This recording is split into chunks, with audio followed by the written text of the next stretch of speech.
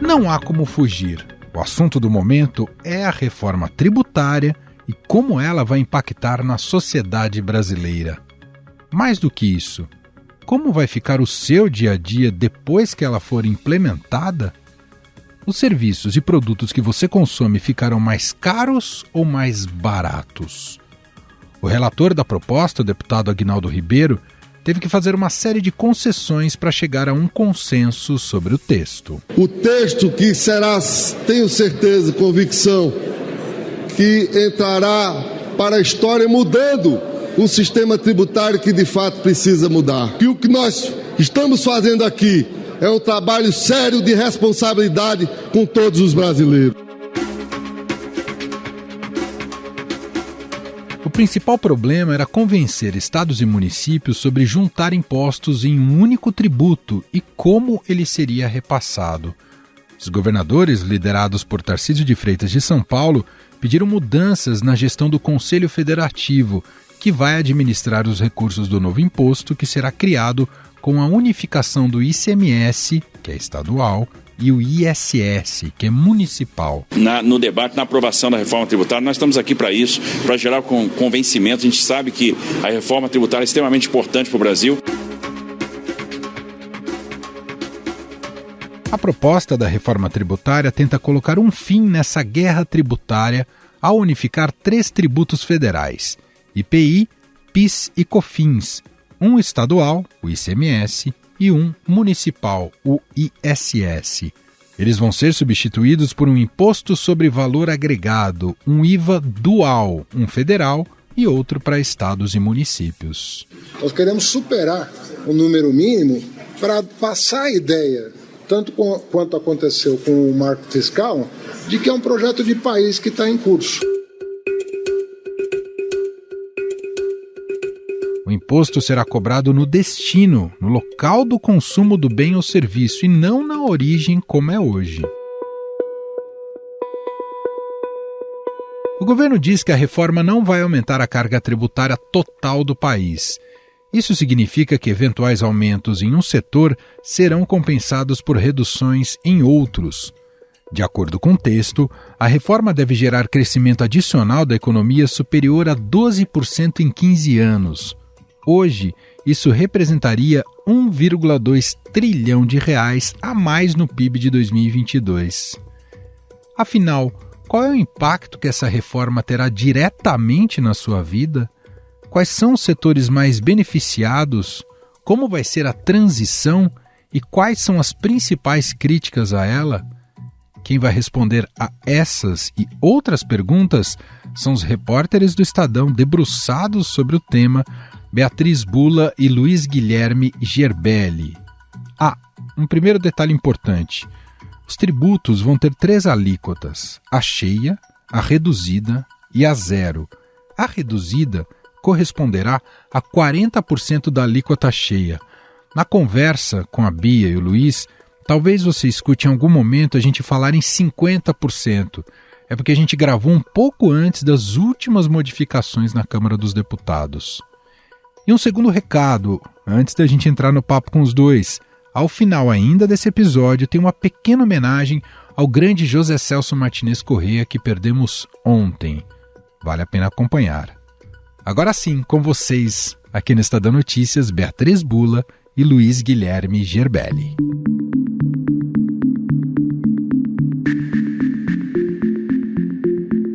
Oi, Bia, tudo bem? Oi, Emanuel, tudo bem? Sempre bom estar aqui. E estreando no podcast pela primeira vez, Luiz Gerbelli. Tudo bem, Luiz? Seja bem-vindo.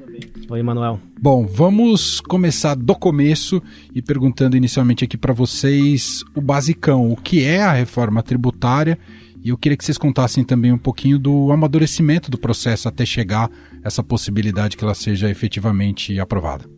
A tentativa é de simplificar um pouco um sistema que é bastante complexo de tributos e que está cheio de distorções, e eu acho que essa é uma avaliação inequívoca de que era preciso dar algum tratamento diferenciado para o nosso sistema tributário, que se comparado com outros países da OCDE, faz com que as nossas empresas, nosso setor produtivo, gaste muito mais tempo e dinheiro para conseguir lidar com todos esses tributos, né? Tem também uma complexidade que deriva aí da nossa forma de administração, da nossa federação, né, do fato de tanto União como estados e municípios terem sua capacidade de arrecadação para terem sua autonomia financeira e, portanto, política também.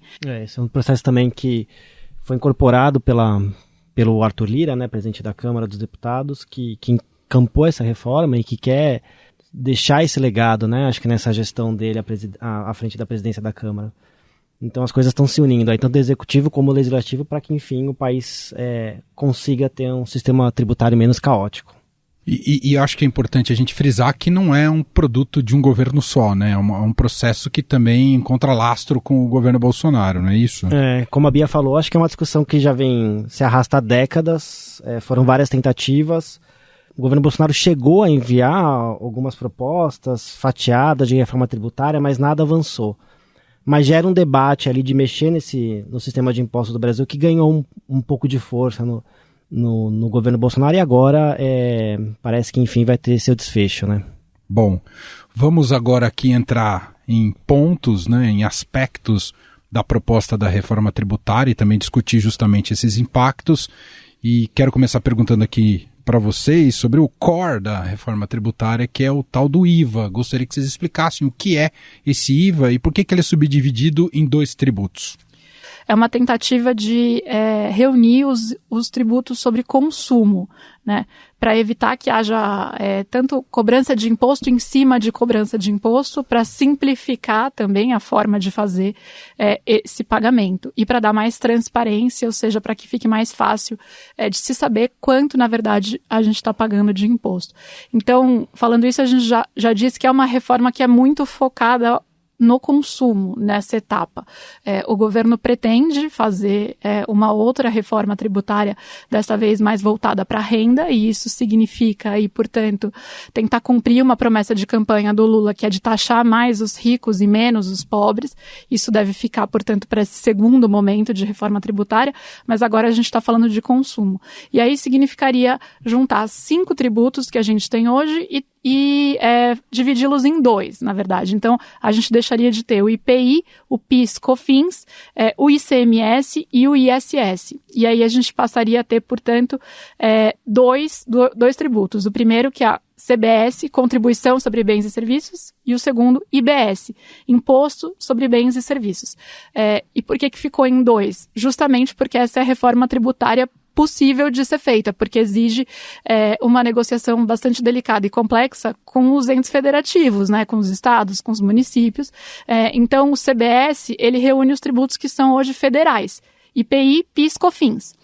E o IBS reúne os tributos que são estaduais, o tributo que é estadual, na verdade, que é o ICMS, e o tributo que é municipal, que é o ISS. Então, tem um que é de arrecadação federal e tem um que hoje é arrecadado por estado e por estados e por municípios e que vai virar um só. Mas tem aí uma certa complexidade em como fazer isso. Tem. Pra gente ter uma noção de como é difícil essa negociação, é só pensar que o país tem 27 unidades, então você tem 27 legislações de ICMS. Ou seja, é muita coisa, é muito interesse para conseguir conciliar numa reforma. Por isso que é a reforma, dita reforma possível, né, de ser feita.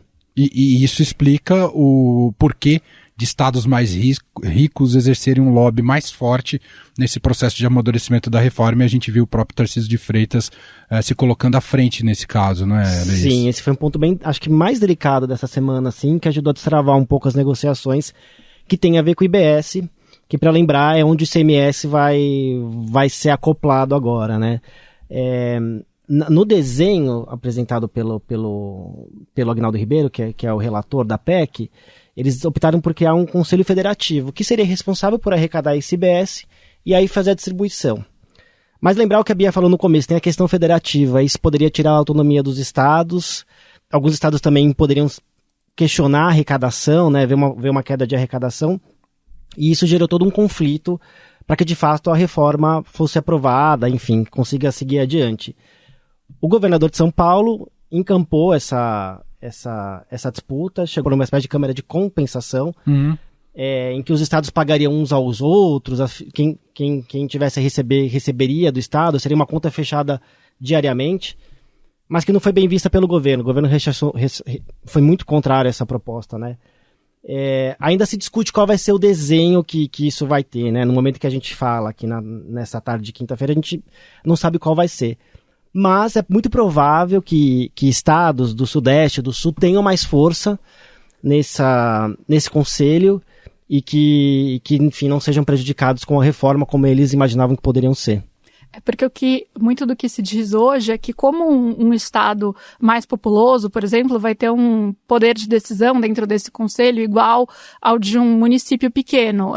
Como conciliar tudo isso? Como fazer um conselho com uma governança que de fato seja efetiva e que, no mínimo, diminua talvez essa perda de autonomia que cidades e estados podem acabar tendo por conta dessa divisão na reforma. Tem também o fato de ter se discutido durante essa reforma uma mudança no local de cobrança desses tributos.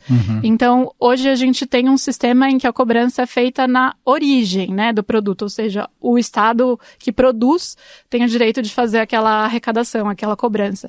E aí, com a reforma, se fala em fazer a cobrança no destino, ou seja, no lugar que vai consumir aquele bem ou aquele serviço.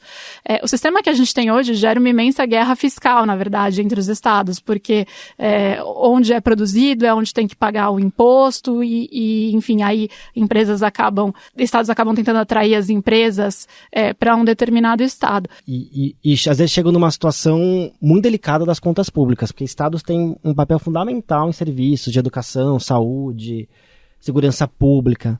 E a partir do momento que os estados vão abrindo mão de arrecadação em busca de atrair empresas, no discurso que essas empresas vão gerar mais postos de trabalho, no fundo os estados vão às vezes se complicando, deixando de oferecer serviços públicos de qualidade. Não faz muito tempo a gente viu uma série de estados assim em situações fiscais lamentáveis, com atraso de salário de servidor, não pagando fornecedor, investimento parado. Então a guerra fiscal é um ponto extremamente delicado no país. E a reforma, de alguma maneira, pode corrigir esse tipo de distorção e de ambiente.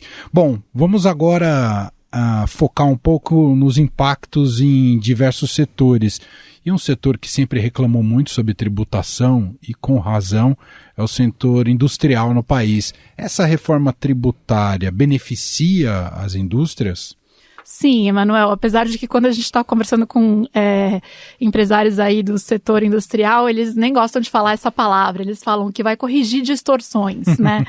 Mas o setor industrial deve ser o maior beneficiado por essa atual reforma, porque essa atual reforma tem o intuito de aumentar a uniformidade dessas cobranças. E hoje o que a indústria reclama justamente é que ela é a mais penalizada pela carga tributária que a gente tem hoje em dia no país e paga cerca de 34% dos impostos federais, isso aí numa conta de federações ligadas à indústria. Então, com essa alíquota única, porque a gente ainda não falou, mas na verdade a definição sobre qual vai ser a alíquota em si também vai ficar para depois, né? Mas a gente já sabe que teremos 3 faixas, pelo menos. Então, a alíquota única, e aí depois uma alíquota reduzida, que é metade da alíquota única para alguns serviços, e a alíquota zero, né? E acho que a gente vai chegar lá para, por exemplo, medicamentos de tratamento de câncer, coisas assim.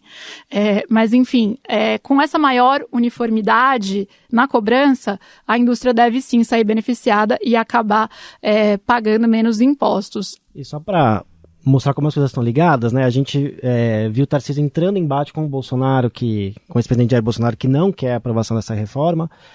Mas lembrar que a Fiesp aqui é uma das principais apoiadoras da reforma, então toda a pressão que tem do empresariado paulista para que essa reforma passe e seja aprovada, né? Então, como o Tarcísio está andando ali numa situação bastante difícil, entre agradar o seu aliado, mas também conseguir agradar o empresariado de São Paulo. Sob fogo cruzado. Sim. Bom, e o setor de serviços? Falamos primeiramente aqui do setor industrial. O setor de serviços, beneficiado ou não? É esperado que a carga tributária do setor de serviços suba. O governo vem falando que não vai haver um aumento de carga total tributária, ou seja, que aumentos de um lado vão ser compensados por reduções de outro e que todos os setores da economia vão se beneficiar de um potencial crescimento econômico com essa maior eficiência da economia e diminuição da complexidade do sistema, né? Mas aumentar de um lado e reduzir de outro, a gente falou que na indústria reduz, é esperado que sim, no setor de serviços haja um aumento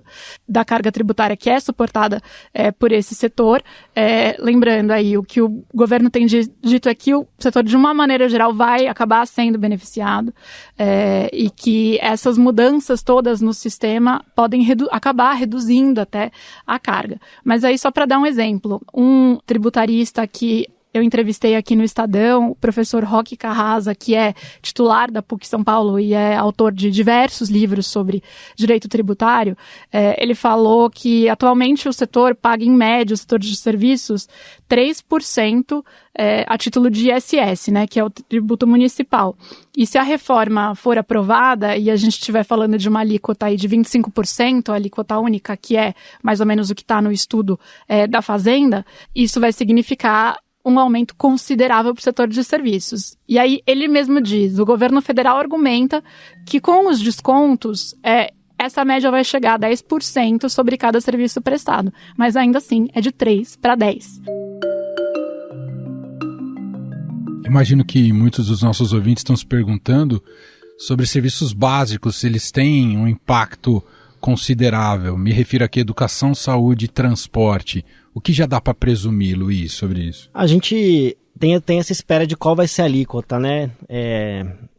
Que o IVA vai ter. Mas o que se sabe já é que educação, saúde, dispositivos médicos, medicamentos, serviços de transporte coletivos, alguns esses itens vão ter uma alíquota reduzida, que vai ser 50% dessa alíquota padrão. Então não vão pagar o IVA cheio, vão pagar 50%. A questão é saber qual vai ser essa alíquota. Assim. E é importante lembrar que quanto mais isenção o governo der para alíquota reduzida ou para alíquota zero, ele vai ter que subir a alíquota padrão para manter a arrecadação dele. Assim, né? Entendi. Então é uma conta também difícil, mas alguns serviços a gente já sabe que vão ter alíquota reduzida. Na reportagem que você fez para o Estadão, falando também sobre conceitos básicos da reforma que vocês fizeram, vocês usaram um exemplo muito interessante do bombom. Eu queria um pouco pegar esse gancho para falar sobre produtos. Todos têm o mesmo enquadramento? Passarão a ter o mesmo enquadramento a depender da definição da alíquota ou haverá diferenciações? Então, essa reforma com a tentativa de simplificar e de uniformizar também promete, no mínimo, diminuir o número de distorções que a gente tem hoje em dia no país. O exemplo do bombom acho que é clássico, né? Virou até meme esses dias nas redes sociais. Make sonho de valsa bombom again. Porque o sonho de valsa passou a ser chamado de biscoito wafer e não mais de bombom de chocolate, justamente para evitar a tributação. Então, ao mudar de classificação, ao passar por essa reclassificação, ele deixou de pagar IPI. E o Alckmin já definiu o nosso sistema tributário como um verdadeiro manicômio tributário, em razão desse tipo de distorção. Então, de novo, a tentativa de unificar tributos e simplificar e uniformizar, de certa maneira, em faixas essas alíquotas, é uma tentativa de reduzir, de melhorar o sistema que a gente tem hoje, que inclui esse tipo de situação. Bom, outro item que eu acho que vale a gente mencionar aqui e comentar são os combustíveis. Serão afetados negativamente ou positivamente, Luiz? Eu acho que, assim, a avaliação que a Confederação Nacional do Transporte fez inicialmente é de uma preocupação de que pode haver aumento nos insumos do setor, o que eventualmente poderia levar a um aumento de preços, né, dos combustíveis. Também tem preocupação com a mão de energia elétrica, com a mão de obra, enfim, se isso pode acontecer com a reforma ou não. Mas acho que é preciso esperar um pouco, assim, é uma reforma que a gente vai falar sobre isso, vai ter uma transição. Nada vai ser de imediato. Uhum. Bom, já que a gente está falando de combustível, muita gente deve estar pensando no imposto que é bate a porta todo ano para quem anda de carro, que é o IPVA. E a gente sabe que tem definições sobre o IPVA, mas não só de carro, né, a partir de agora, não é isso, Bia, a proposta nessa reforma tributária? Então, como é uma reforma sobre o consumo, em tese o IPVA nem deveria tá dentro do escopo, né? Porque Entendi. O IPVA não é o consumo de um bem ou de um serviço. Mas, de fato, nessas discussões na Câmara, acabou entrando disposição sobre IPVA, disposição sobre IPTU, enfim, quando chegar lá a coisa começa a engordar, né? A gente sabe. E com relação ao IPVA, o que a gente tem? A gente tem o estabelecimento de cobrança de IPVA agora para aeronaves privadas como jatinhos, e também para embarcações privadas como iates. Há algumas exceções que foram colocadas ali. Acho que o intuito na reforma, e o relator deixou isso claro, não é onerar mais o setor produtivo, ou seja, quem usa isso para produção de algo, portanto, sei lá, aviões ligados à produção agrícola, mas quem usa de fato um jatinho ou um iate para passear, para se locomover aí de maneira geral. De maneira geral não, porque geral não tem nada de geral, iate e jatinho, né, Manuel? Mas enfim, eu não tenho, não sei você.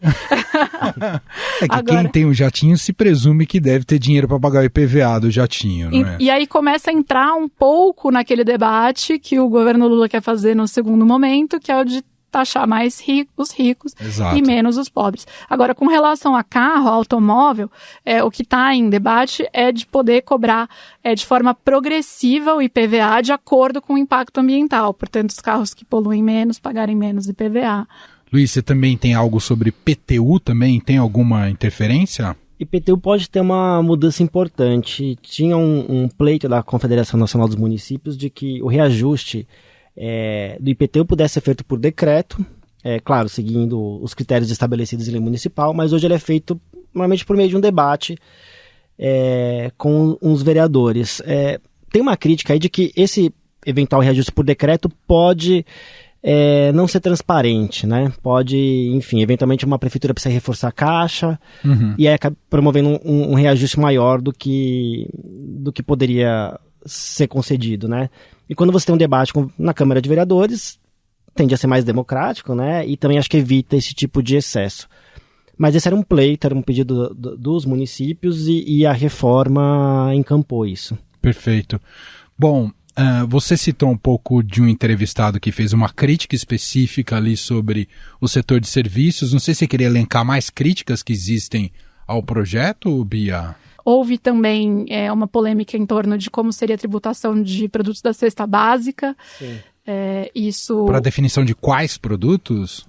Na verdade, porque inicialmente a Associação Brasileira que representa os supermercados lançou uma nota falando que haveria um aumento muito substancial assim, da tributação sobre produtos da cesta básica.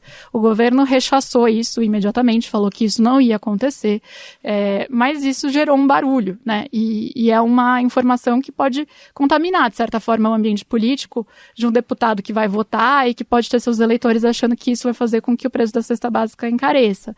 E aí, agora, nas últimas mudanças... a cesta básica está nessas mudanças, né? Nessas últimas mudanças. E a definição é que o país vai ter uma criação de uma cesta básica nacional, imagino com os produtos que vão compor essa cesta básica, e vai ter alíquota zero, quer dizer, não vai pagar o imposto. Então isso também foi uma mudança de última hora ali para contemplar um pouco essa reclamação que foi feita ao longo dessa tramitação da proposta. Bom, um aspecto importante para nosso entendimento, Luiz, é como será a transição para a implementação da reforma, né? A gente acompanhou toda essa saga para ela ser aprovada, mas quando ela passa a valer, quando ela entra em vigor, Luiz?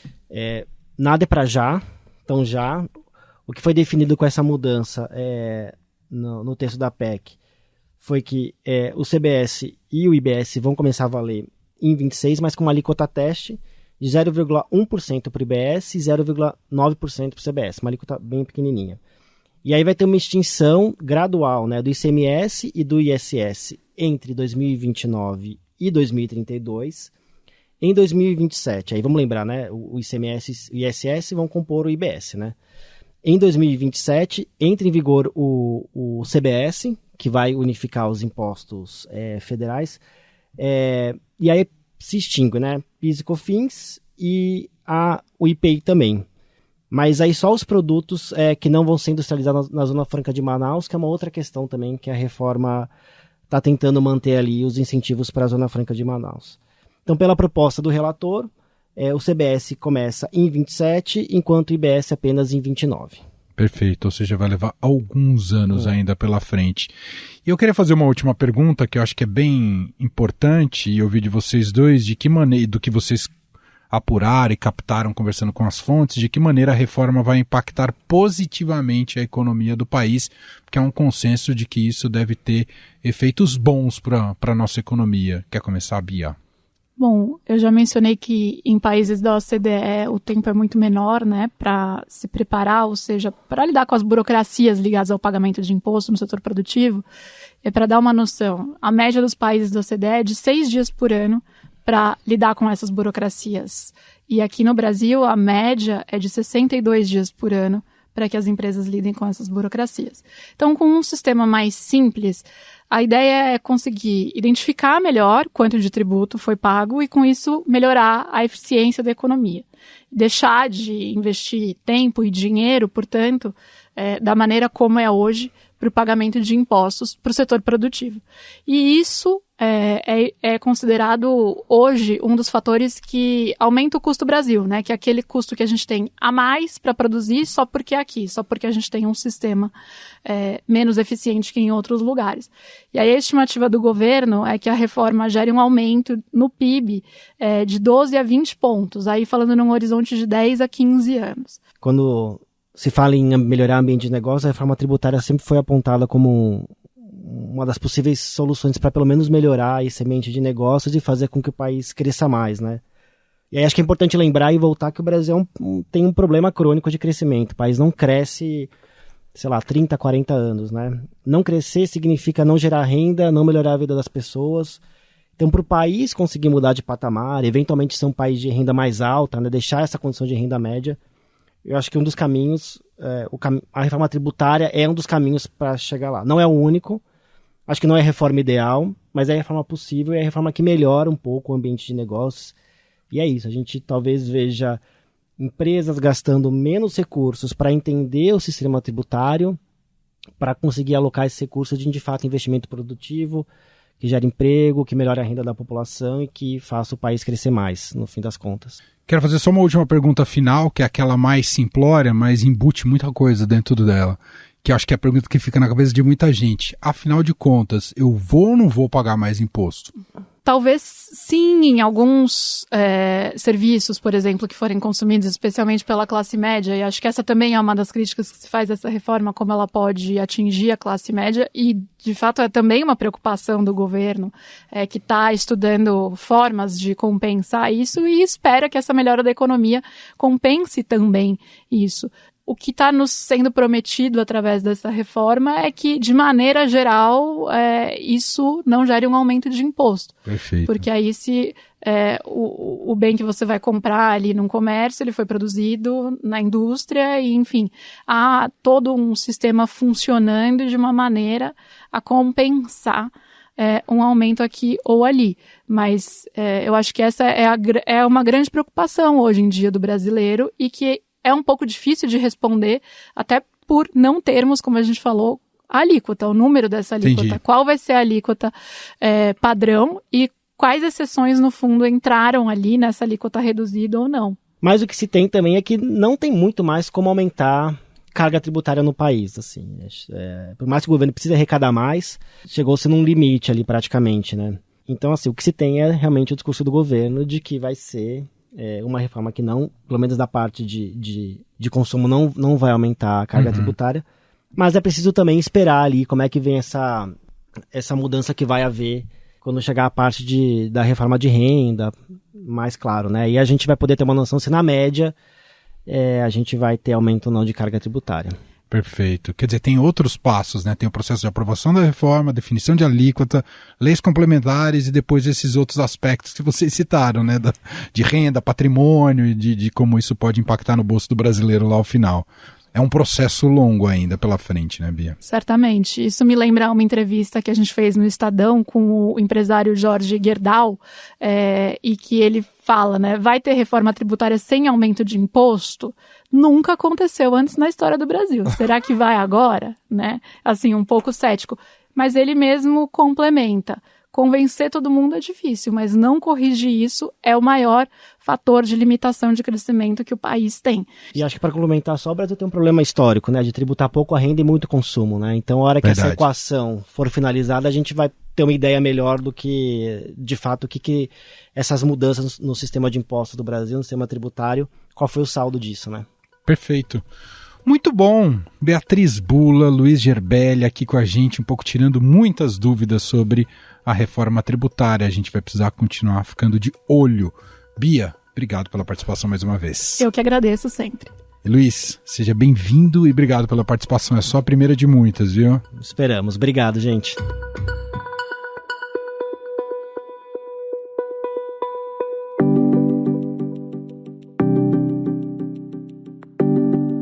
Eu adoro o Brasil, eu amo o Brasil, mas nós fazemos parte da multidão esfaimada, porque nós, que essa geração toda que apareceu, nossa, né, nos anos 60 e que está aqui, que não foi, que é e será, eu acho que essa geração tem no corpo, tem a presença concreta do poder que a cultura tem para um país.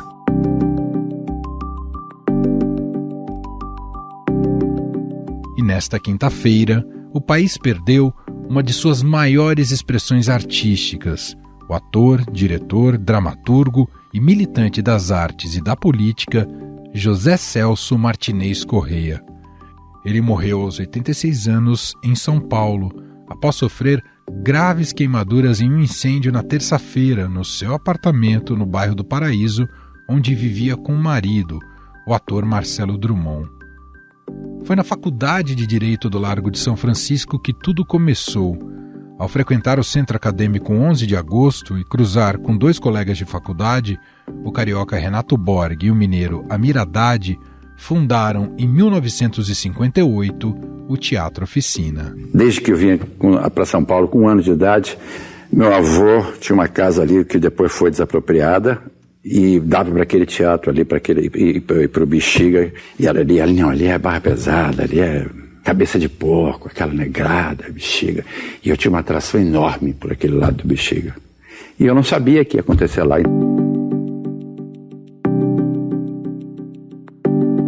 Em 1967, durante a ditadura militar, Zé Celso traz ao palco o Rei da Vela, que por causa da sua agressividade e provocações religiosas, escandalizou o público e abriu os olhos de órgãos repressores.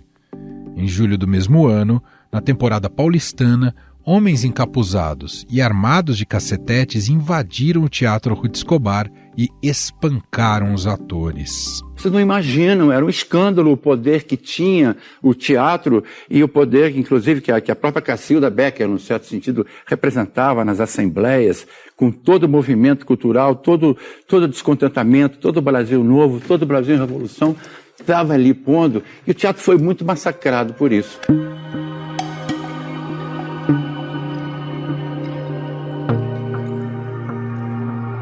Em 1974, depois de ser preso e torturado, ele parte para o exílio em Portugal e Moçambique.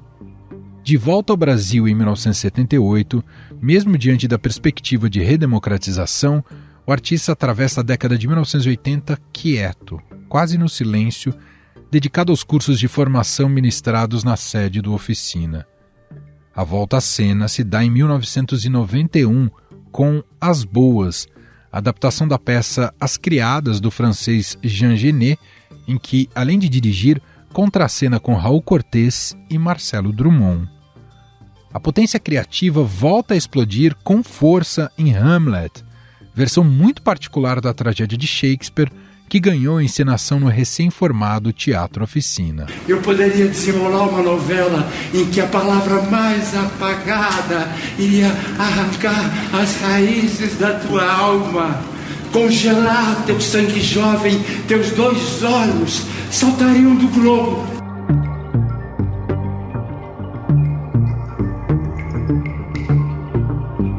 O último espetáculo criado e protagonizado por Zé Celso foi há um mês, quando o diretor oficializou a união com o ator Marcelo Drummond, companheiro há 37 anos, em uma grande festa no Teatro Oficina que reuniu centenas de convidados, entre amigos, artistas, políticos e personalidades ligadas à cultura brasileira. Estadão Notícias.